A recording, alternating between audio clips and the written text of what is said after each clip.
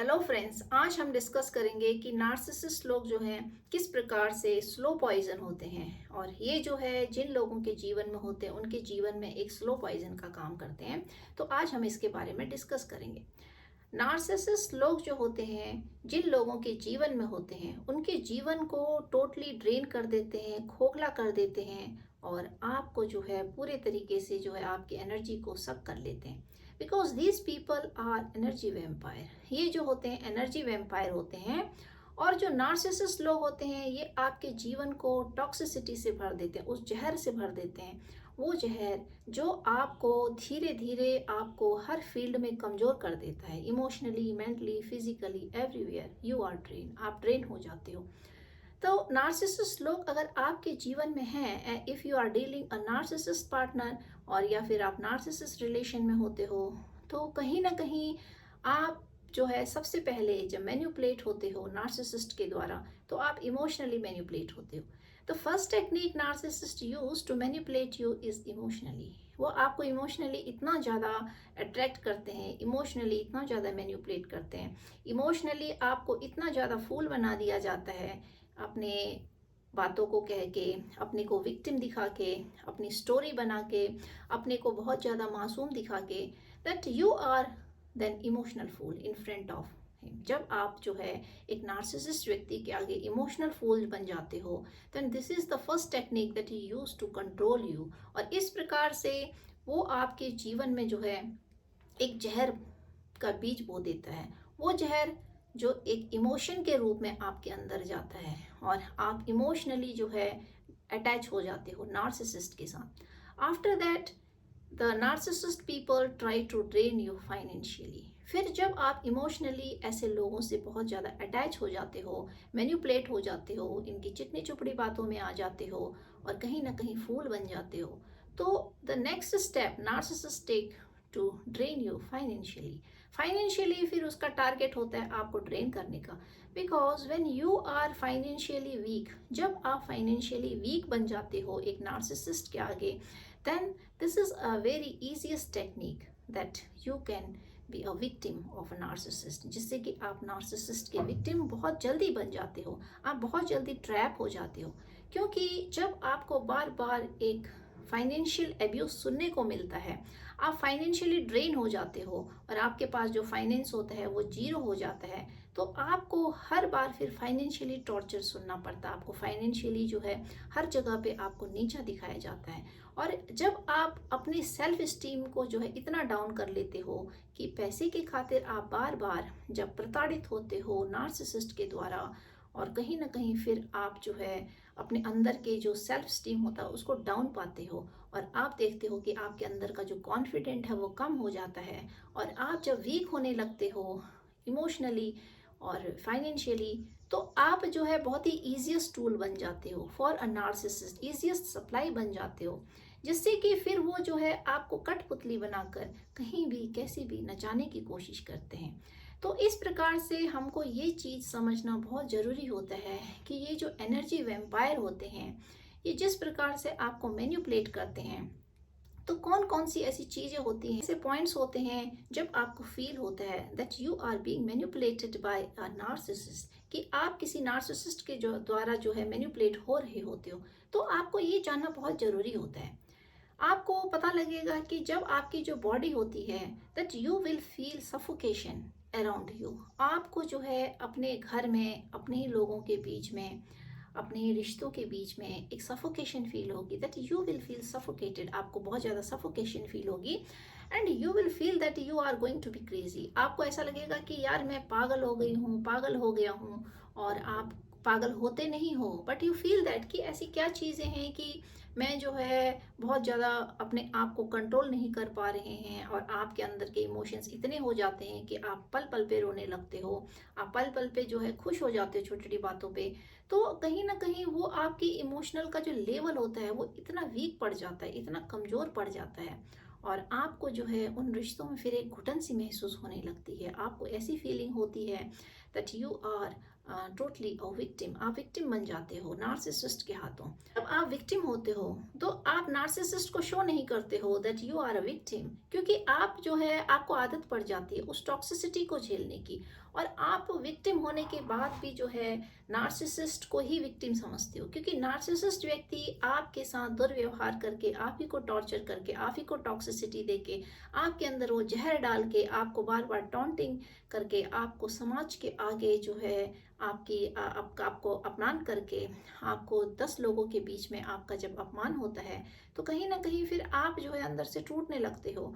You are victim but you don't think that you are victim. आप फिर भी नहीं सोचते हो कि आप विक्टिम हो, because at that point narcissist again try to manipulate you. उस टाइम पर जो नार्सिसिस्ट व्यक्ति होता है वो आपको दोबारा से मैनिपुलेट कर लेता है, ये कह के कि देखो मैं तो बिल्कुल सही था या थी, और मैं ऐसी गलती नहीं करता या करती, परंतु आपने आप ऐसे हो, आप में गलती थी, आप कमज़ोर हो, आपका ये फॉल्ट था, तो इस वजह से मुझे करना पड़ा, और मैं तो नहीं तो बहुत शरीफ हूँ, मैं बहुत मासूम हूँ। तो इस तरीके से एक एम्पैथ को दोबारा से उसी मैनिपुलेटिंग जाल में फंसा दिया जाता है कि मैंने गलती करी, लेकिन वो गलती मैंने इसलिए नहीं करी बिकॉज आई एम रॉन्ग, वो गलती मेरे से इसलिए हुई because you are wrong, because you are the cause of that.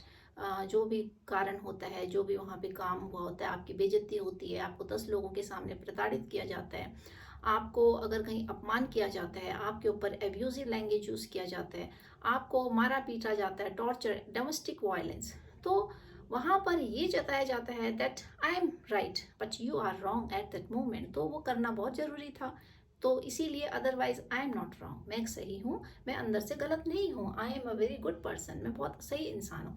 तो इस प्रकार से आपको जो है दोबारा से मैनिपुलेट कर दिया जाता है, एंड यू थिंक दैट, क्योंकि आपके दिमाग में वो चीज़ें फिट कर दी जाती है that you are wrong, you are wrong, you are wrong, और आपके माइंड में वो चीज़ें बैठ जाती है या आई एम रॉन्ग, मैं ही गलत हूँ, तो आप अपने आप को सुधारने में लग जाते हो, जबकि आप गलत नहीं होते हो, and you are in a habit of feeding toxicity. तो आप जो है उस टॉक्सिसिटी को लेने के आदी हो जाते हो, और आप जो है उस टॉक्सिसिटी को झेलते झेलते झेलते इतनी आदत में पड़ जाते हो कि आपको वो जहर जो है वो जहर नहीं दिखाई देता है, आपको वो टॉक्सिसिटी टॉक्सिसिटी नहीं दिखाई देती है।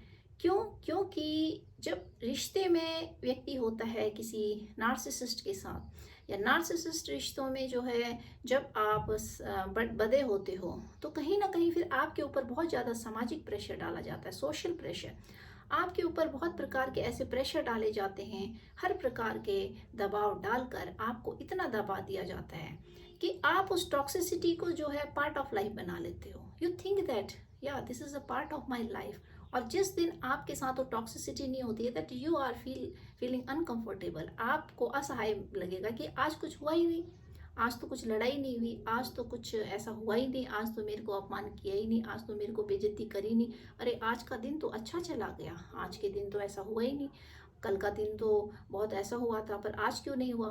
Then you are habitual of that toxicity, तो आप उस टॉक्सिसिटी के हैबिचुअल हो जाते हो। तो इस प्रकार से वो जहर आपके अंदर चला जाता है, वो जहर आपकी बॉडी में इस प्रकार से घुल जाता है कि आपको वो टॉक्सिसिटी लेनी पड़ती है।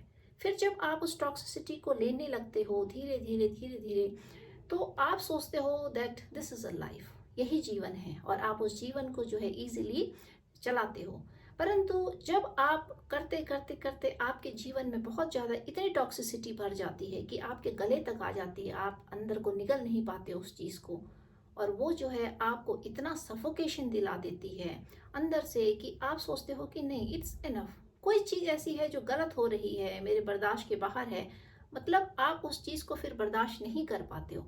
तब आपकी जो है आंखें खुलती हैं, then you come to realise that oh I am not wrong, I was always right, मैं हमेशा सही था या सही थी, but the other person was wrong, वो दूसरा व्यक्ति जो आपको बार बार, जिसने आपके अंदर वो जहर बो दिया होता है, वो कहीं ना कहीं गलत होता है। फिर आपको जब इस चीज़ का रियलाइज होता है then you work on your self, फिर आप जब अपने आप पे काम करते हो तो कहीं ना कहीं फिर आप नार्सिसिस्ट व्यक्ति को समझते हो कि हाँ ये नार्सिसिस्ट व्यक्ति है जिसने कि आपके जीवन को जहर से घोल दिया था, जिसने आपके जीवन को टॉक्सिक बना दिया था। जीवन में आपके जो है इतनी टॉक्सिसिटी डाल दी थी कि आपके लिए जीवन का मतलब ही वो टॉक्सिसिटी बन गया था।